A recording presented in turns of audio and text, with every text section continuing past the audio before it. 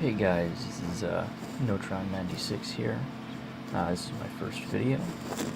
Um, Enigma has mentioned me in a few other videos before, um, mostly his Realmscraft Let's Plays, and I was in one of the videos farther back.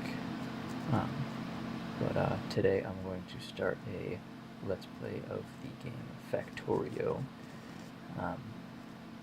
It just was put into alpha a little while back, so we're gonna get right into it, I guess. And there's a whole bunch of customization with road generation and such, so I'll just go through that.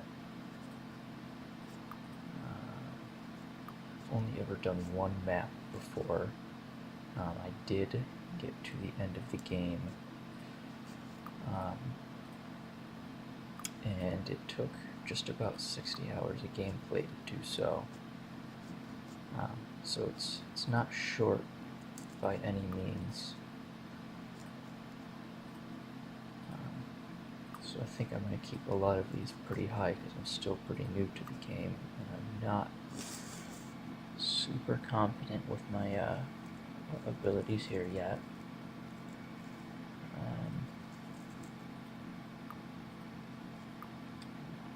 Wood and stone basic resources like that don't really play that big a role in the game, surprisingly. Stone's pretty much just good for early game stuff, and then walls, and then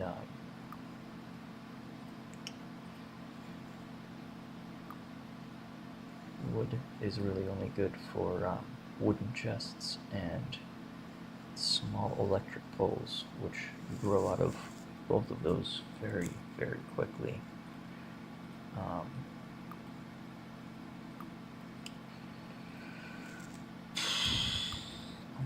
I think I'm going to throw all of these on their highest richness. And richness is just how much per patch, per square in the patch. And then for the enemy bases, I think I'm going to knock that down a level, and I'm going to leave them on small. Actually, you know what? No, I'm going to go normal very small, is I think of what I'm going to do.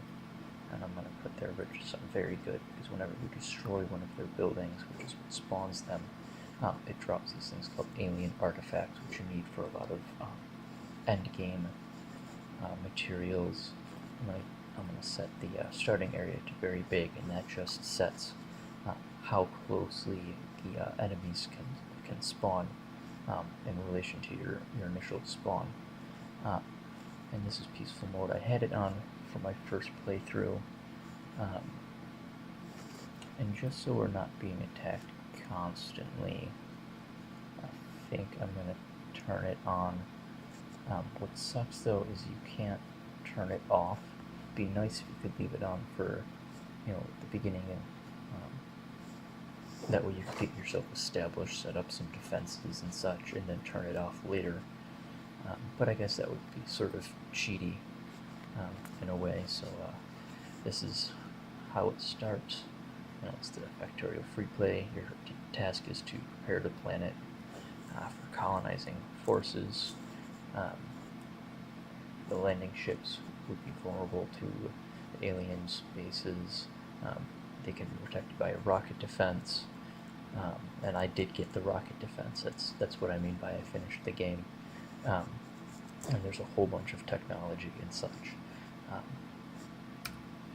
So here we go, I guess. We'll take a look at the map.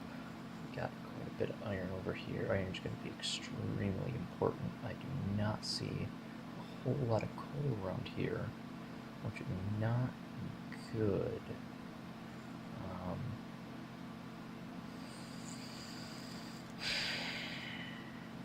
Not going to be able to do much of anything without coal. And there's also a lot of trees, which is not fun. So what I think I'm going to do is try.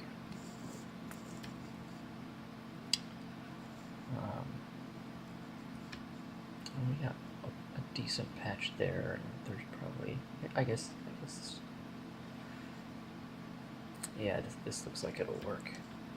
Okay, so, it's just like Minecraft with your inventory. You hit E is the default, and it shows you all of the stuff you can craft. So the crafting is more like Xbox crafting than PC crafting, if you want to relate it to Minecraft.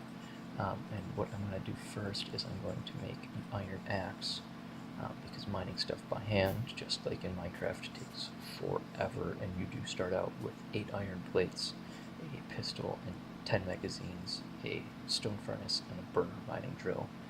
And these are oil patches, but I'm not going to need those for quite a long time here. So what I'm going to do is I'm going to run up to this coal patch here. I might as well collect a few trees while I'm at it, because I'll probably want them for some chests to store resources here in the early game. So yeah, oh, I think I ran past it. Yeah, I did. I'm stupid. It's hard to see because the trees are on top of it, and there is the mini map over here, but it doesn't always provide the best, especially with the trees.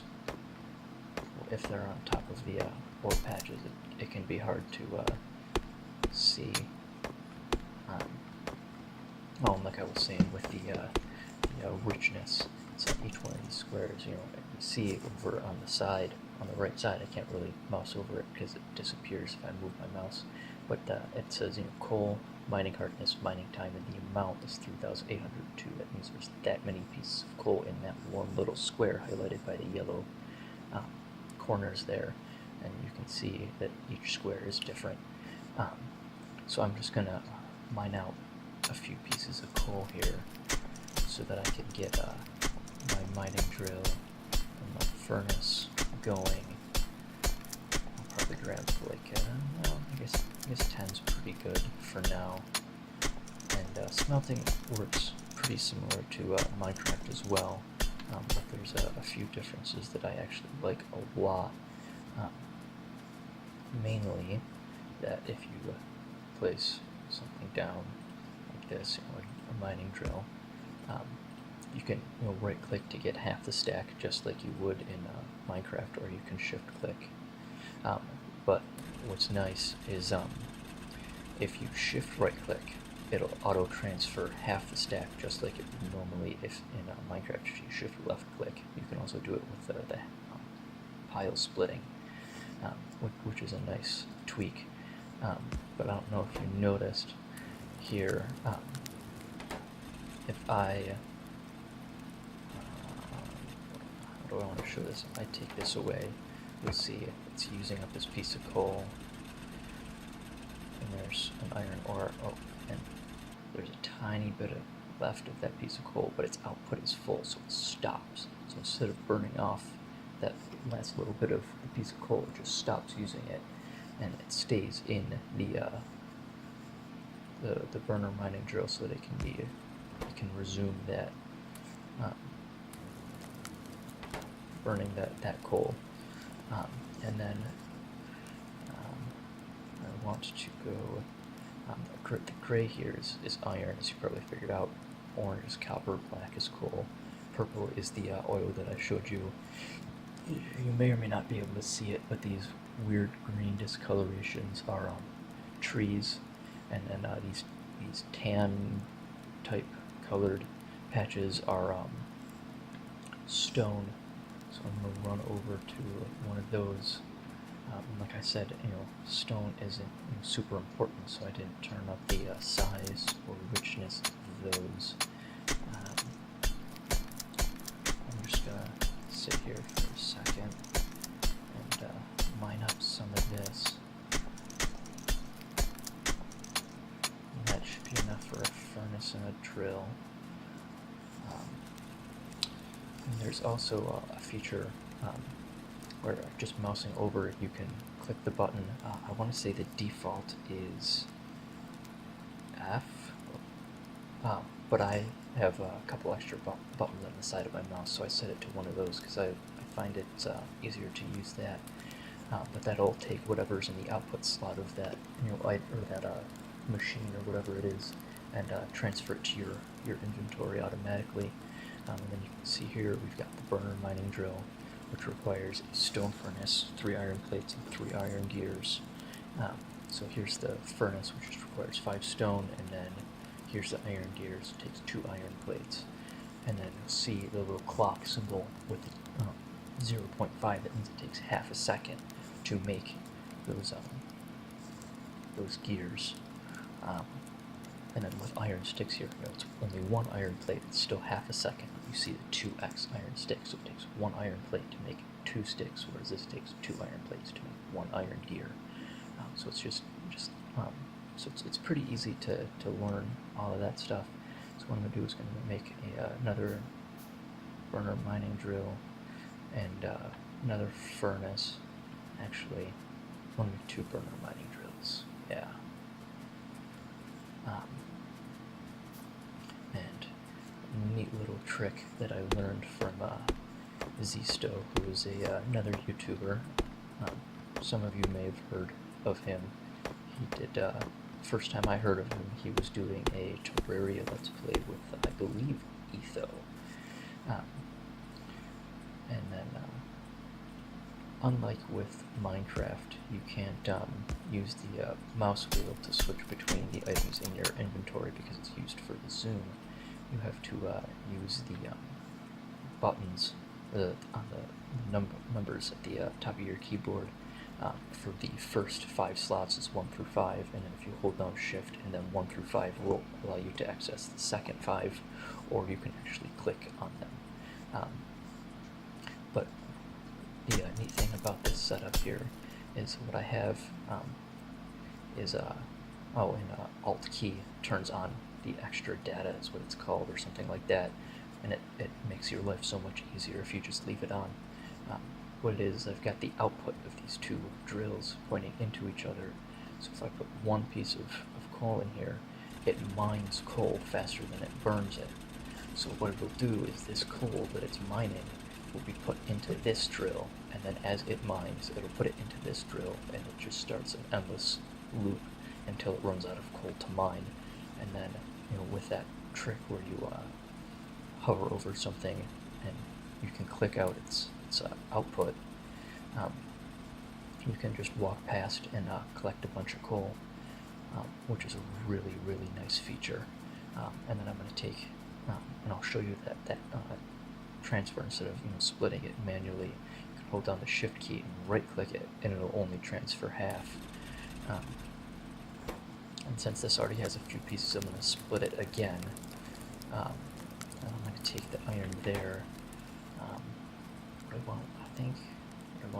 What do I want to set up?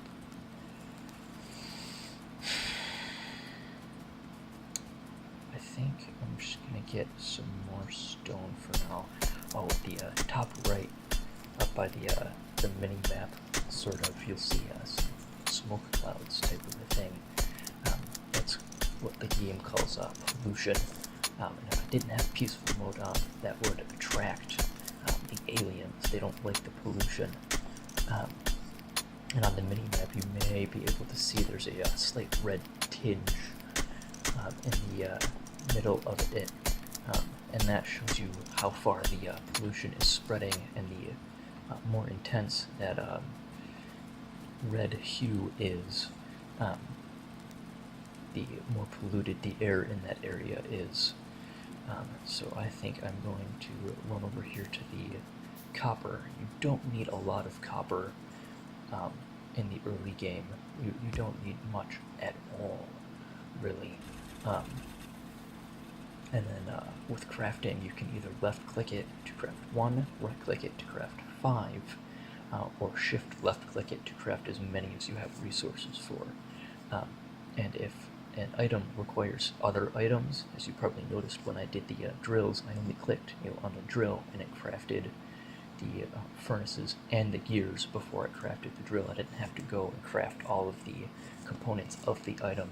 I just had to click on the item, the end product that I wanted. As long as I have the resources, it'll go ahead and do it. So I can left click like that or right click like that, and it'll make the wood planks instead of just the raw wood here, and then it'll make the chests.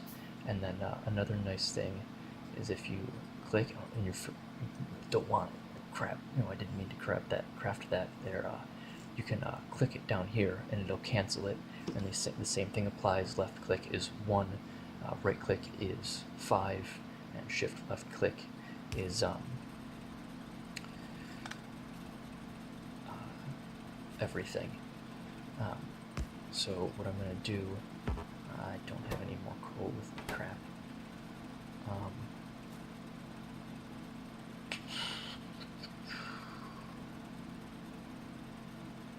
Okay, so then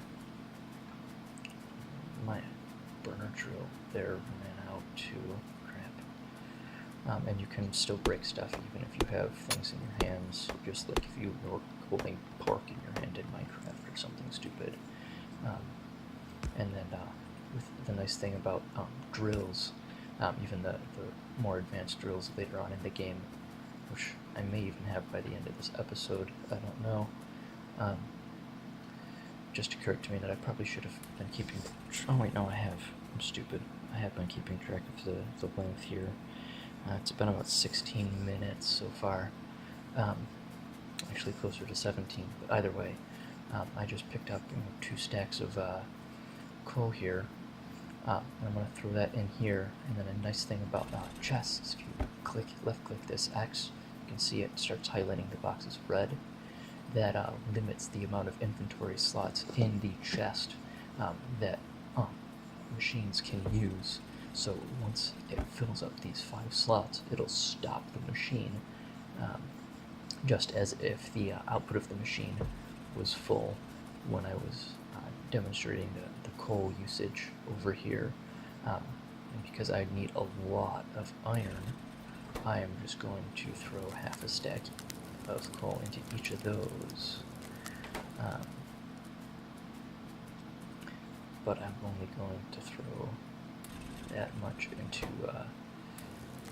there for right now. That's the tech tree. And opening your inventory doesn't pause it like it does in single-player Minecraft, but opening the research window does pause the game. And this here is the rocket defense. It is extremely expensive. You don't know what any of those things are yet, but just take my word for it. It is extremely expensive. Each one of those speed modules and productivity modules, each of those 50 require alien artifacts. And depending on the richness of the alien bases when you generate the world, that can be a pain, because if you don't have the richness very high, the buildings will only drop 2 or 3 artifacts each, which is why I put it on very rich, which tends to mean they'll drop an average of like 5 or 6. Sometimes you can get almost 10 out of it. Occasionally you'll get only 3, but it tends to average out to about 5 to 6 per building. So I think I'm gonna come up here and grab some more coal, and I'm gonna want to get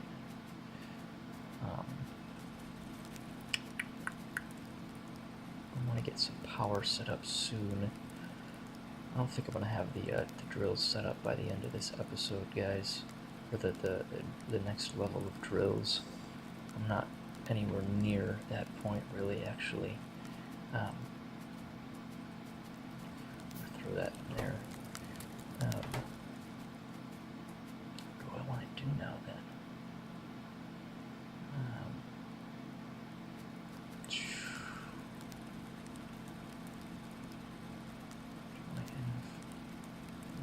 Iron to drive. I got the iron.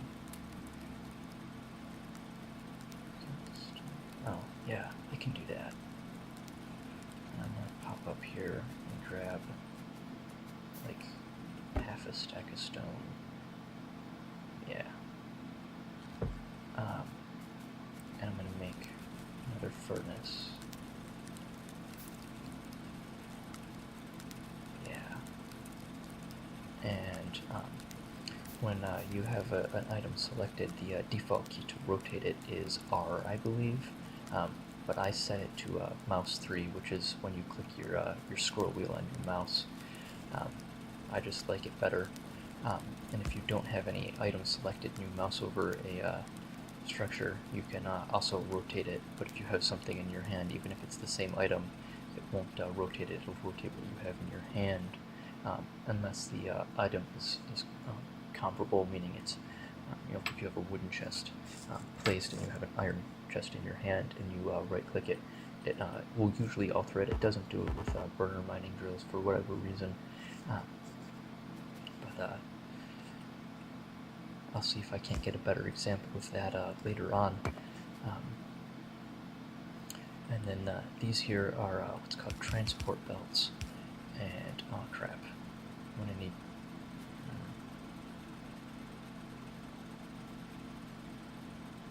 I guess I can just use one of those for now. I'd prefer not to, but I guess I'll just do that. Actually, no, I'm not going to do it that way.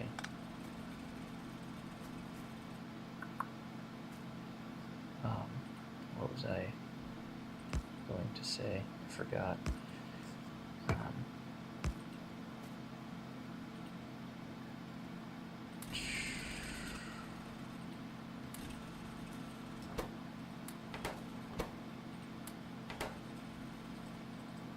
thought so. I need another one of these, and I'm going to need more coal. Oh, weird thing with inserters and stuff in other structures. Their output have to be placed directly onto a belt. There needs to be a belt right there. But with inserters, if I place it right there, it can still grab stuff off of this belt, even though there's not a belt right next to it. And that's, so, yeah. That's just a weird thing with the game mechanics. I don't know exactly why that works. I'm pretty sure they did it intentionally that way, but that's just an interesting tidbit with the game mechanics there. I am going to, trees are so annoying. Can't wait till I get a shotgun, and you'll find out why when I do finally get the shotgun. Check on my time here again. 23. Okay, so I still got a few minutes here, I think. So I'm gonna throw some coal in these. And as you can probably tell, their only purpose is to move stuff from here to this, from this block to this block here. And because this furnace is occupying that block, it'll just put it into the furnace's input. And then if I have another 2 inserters here, because I have the output side, or the input of the inserters facing the furnaces, they will pull from the furnace's output. And this is sort of an example of the input-output with the belts and inserters. This inserter, like I was saying earlier, doesn't have a track right here, but it can still grab stuff off the belt.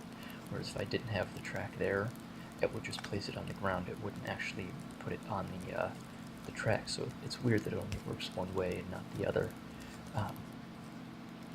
But I'm gonna go ahead and throw some coal in there like that. I really prefer not to use burner inserters because they just make a bunch of pollution. I'm not going to set a limit on the iron, just because I'm going to need so much of it. And then there's 100 copper plates right there. Boom. That's nice. I gotta go grab more coal. This is annoying. Actually, you know what? short on iron? Okay, easy enough to fix. I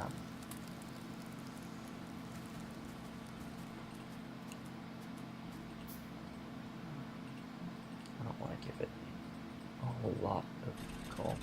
And then with these burner miners here, oh, I ran out of my pick. You see how much slower it is without that pick. With these burner mining drills here, just like you can have one feed into each other like that, all it's really doing is creating a loop, and that loop can be as big as you want it to be. You could have, for all the game cares, you could have 100 of these drills set up in a loop like this, and it would work fine.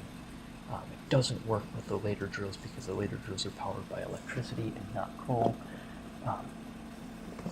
And there's a whole bunch of benefits to using electric machines versus coal machines, most notably that they produce less pollution and that they're faster. So you need less of them, but because of that, they also are more expensive, which is a balancing thing. It just makes sense to do it that way. But I guess this was more just explaining some of the basics of the game here. So,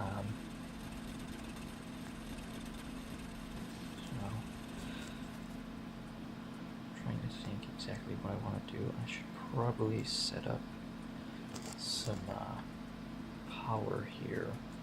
So,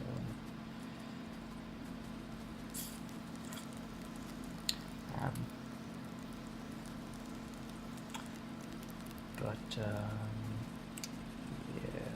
what do I need? I need more stone. I'm just gonna grab oh, I'm not going to grab all of it. No. Let's do that. And then with the, I'm gonna start setting up power here real quick before I end the episode. And the way I'm going to do that is I'm going to go up here to this pond. I'm going to clear out, I'm going to make another couple pickaxes here. They'll last me a while longer than the first one. I'm going to clear out some of these trees.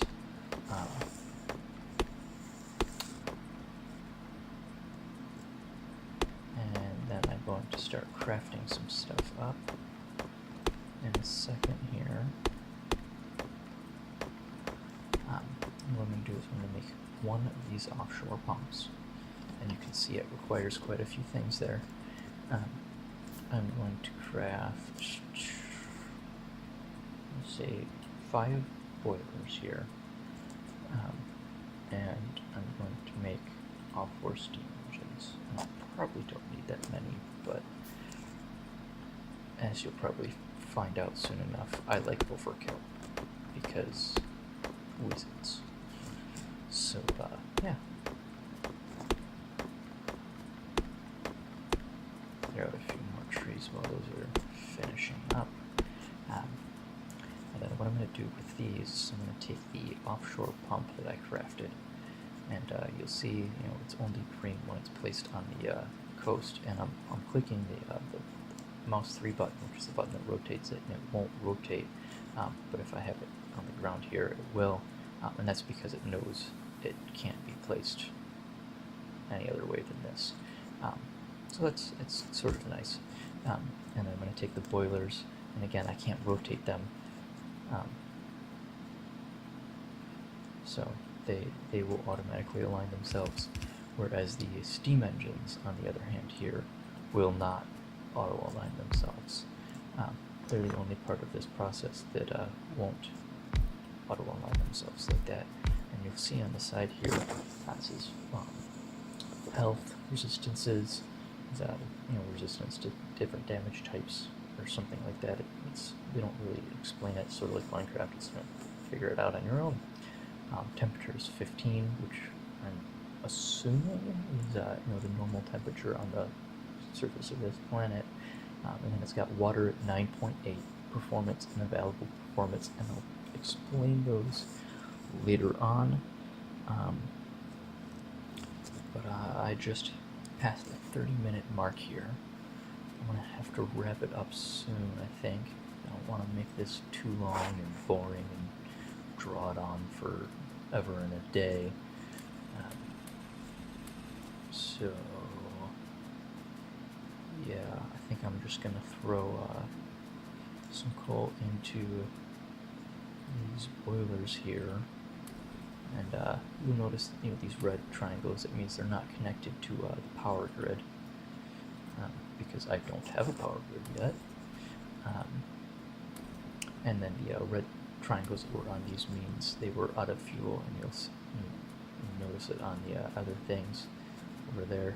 And the red triangles will only appear on coal-powered machines, and the yellow ones will only pop up on things that need to be connected to your electrical grid.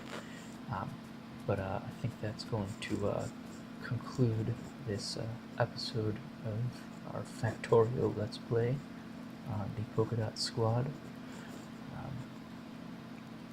So this has been Notron96. Bye.